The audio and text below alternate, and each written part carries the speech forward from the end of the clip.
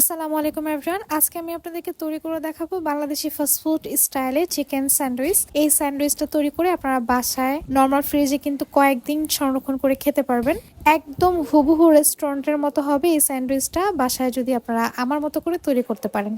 সাথে তৈরি করে দেখাবো পারফেক্ট একটা মেয়োনিজের রেসিপি, যেটা দিয়ে ফাস্টফুডের যে কোনো আইটেম আপনারা অনায়াসেই তৈরি করতে পারবেন। প্রথমে মেয়োনিজটা তৈরি করে নেব। এই জন্য একটা ব্লেন্ডারে জারে একটা সেদ্ধ ডিম, তার সাথে হাফ চা চামচের একটু কম হবে সাদা কালো গোলমরিচ গুঁড়ো, 2 চা চামচ পরিমাণ চিনি, তার সাথে এখানে 1 টেবিল চামচ পরিমাণ গুঁড়া দুধ ব্যবহার করেছি। দিয়ে দিচ্ছি 2টা রসুনের কোয়া, তার সাথে দিয়ে দিব 2 চা চামচ পরিমাণ টমেটো কেচাপ। আচ্ছা, এর মধ্যে কিন্তু আমি খুবই সামান্য পরিমাণে একটু লবণ ব্যবহার করেছিলাম, যেটা ভিডিও রেকর্ডিং করা হয়নি।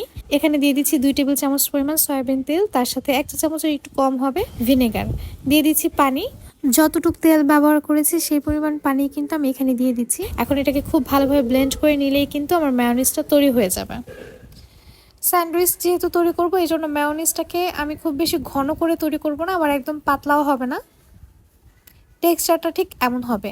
এখন এই মেয়োনিজটাকে আমি একটা বাটিতে তুলে নিচ্ছি। আপনারা নর্মাল ফ্রিজে কিন্তু এই মেয়োনিজটাকে 7 দিন পর্যন্ত সংরক্ষণ করে খেতে পারবেন, নষ্ট হবে না।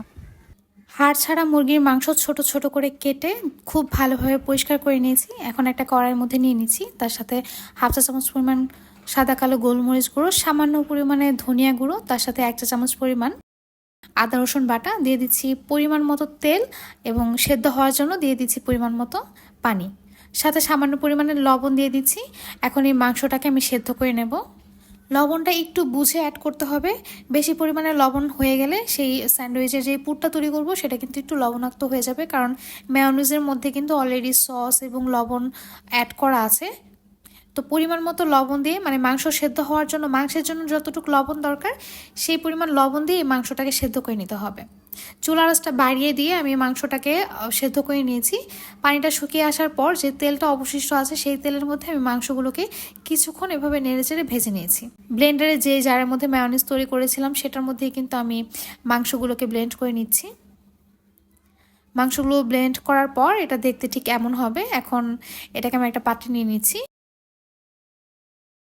যেই কড়াইতে আমি মাংসগুলোকে ভেজে নিলাম সেই কড়াইয়ের মধ্যে সামান্য পরিমাণে তেল দিয়ে আমি একটু পেঁয়াজ এবং কাঁচামরিচ হালকা ভেজে নেব, যতক্ষণ না পর্যন্ত পেঁয়াজের কাঁচা ভাবটা চলে যায়।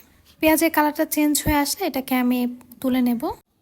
স্যান্ডউইচ তৈরি করার জন্য পাউরুটির সাইডগুলোকে আমি কেটে নেব। আপনারা চাইলে এই সাইড সহই কিন্তু স্যান্ডউইচগুলো তৈরি করে নিতে পারেন, তবে সাইডটা কেটে নিলে স্যান্ডউইচগুলো দেখতে সুন্দর হয়, এই জন্যই আসলে সাইডগুলো কাটা, অন্য কোনো কারণ নেই। এখন প্রত্যেকটা স্লাইডের মধ্যে আমি এইভাবে বাটার মাখিয়ে নেব। বাটারটা মাখিয়ে নিলে সেই স্যান্ডউইচটা খেতে কিন্তু খুবই মজা হয়।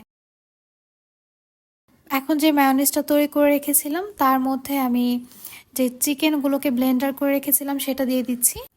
তার সাথে অ্যাড করব গ্রেট করে রাখা গাজর। গাজর থেকে পানিটা এভাবে চিপড়িয়ে চিপড়িয়ে বের করে নিতে হবে। সেমভাবে আমি শসাটাকেও গ্রেট করে চিপড়িয়ে পানিটা বের করে নিয়েছি, সেটাও এখানে অ্যাড করছি। তার সাথে দিয়ে দেবো যে পেঁয়াজটা আমি ভেজে রেখেছিলাম সেগুলো। 1 টেবিল চামচ পরিমাণ টমেটো কেচাপ দিয়ে এখন খুব ভালোভাবে সব কিছুকে একসাথে মাখিয়ে নেব। এখানে অতিরিক্ত আর কিছু ব্যবহার করার একদমই প্রয়োজন নেই, কারণ মেয়োনিজের মধ্যেই কিন্তু সবগুলো উপকরণ আছে। আর এই মিশ্রণটাকে খুবই ভালোভাবে মেশাতে হবে যাতে মাংসের দানা দানা ভাবটা না থাকে। এখন পাউরুটি যেই পাশে আমি বাটার মেখে রেখেছিলাম সেই পাশে মাংসের পুরটা এইভাবে স্প্রেড করে দিচ্ছি, এবং অপর পাউরুটি যেই পাশে বাটারটা মাখিয়ে রেখেছিলাম সেই পাশটা দিয়ে কিন্তু এই স্যান্ডউইচটা আমি ঢেকে দেব। বাটারের অংশটা পুরের ভেতর থাকবে। এইভাবে করে প্রত্যেকটা স্যান্ডউইচ আমি তৈরি করে নেব। আর আপনারা সবাই জানেন স্যান্ডউইচের শেপটা কেমন হয়, আর স্যান্ডউইচের শেপটা আনার জন্য আমি এখান থেকে মাঝখান থেকে কেটে নিচ্ছি। মাঝখান থেকে কেটে নেওয়ার পর এটা দেখেই আপনারা বুঝতে পারবেন এটা দেখতে একদম হুবহু বাইরে ফাস্টফুডে যেই স্যান্ডউইচটা পাওয়া যায় ঠিক সেই রকম হয়েছে, এবং খেতে কিন্তু একদম ফাস্টফুডের স্যান্ডউইচের মতো হয়েছে। আমি তো বলবো তার চাইতেও বেশি মজা হয়েছে। আপনাদের কাছে যদি র্যাপিং পেপার অথবা বেকিং পেপার থাকে সেটা দিয়ে এই স্যান্ডউইচগুলোকে ভালো করে কভার করে এটা নর্মাল ফ্রিজে সংরক্ষণ করতে পারবেন। আর যদি এগুলো না থাকে সেই ক্ষেত্রে একটা এয়ারটাইট বক্সের মধ্যে এই স্যান্ডউইচগুলোকে নর্মাল ফ্রিজে 4 থেকে 5 দিন পর্যন্ত সংরক্ষণ করে খেতে পারবেন। আশা করছি আজকের রেসিপিটি আপনাদের সবার খুব ভালো লেগেছে। ভালো লেগে থাকলে অবশ্যই আমার চ্যানেলটি সাবস্ক্রাইব করে যাবেন এবং নিয়মিত আমার পাশে থাকবেন। আল্লাহ হাফিজ।